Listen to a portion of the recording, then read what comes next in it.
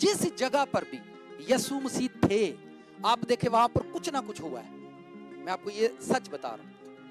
अब एक मैरिज में बंदा चला गया और वो उसकी मदर ने उनसे कहा कि भाई मैं, तो वो एक शादी के अंदर एक शर्मिंदगी थी, एक शर्मिंदगी पैदा होने वाली थी।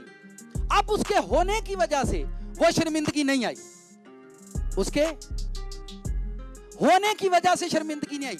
रसूलों के साथ वो था तो गधा लोगों ने उनको खोलने दिया, गधा लोगों ने उनको, वो बियाबान में था तो 5-7 हजार लोग बिना खौफ के खाना खा सकते थे क्योंकि वो वहां था।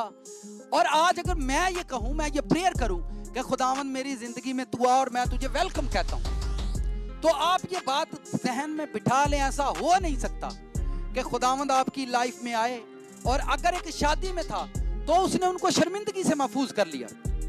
हालां उन्होंने नहीं पता भी आ जिहड़ा मुंडा मरियम दा मुंडा है ना, आ कुछ कर सकता है, उन्होंने नहीं सी पता, पर मां दे ते रिश्तेदार आई सन।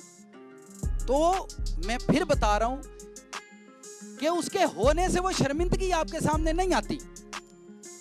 जहां यीशु मसीह होगा वहां की बात कर रहा हूं, शर्मिंदगी दूर हो जाएगी। साथ वाले से कहो ऐसा होगा, शर्मिंदगी दूर होगी।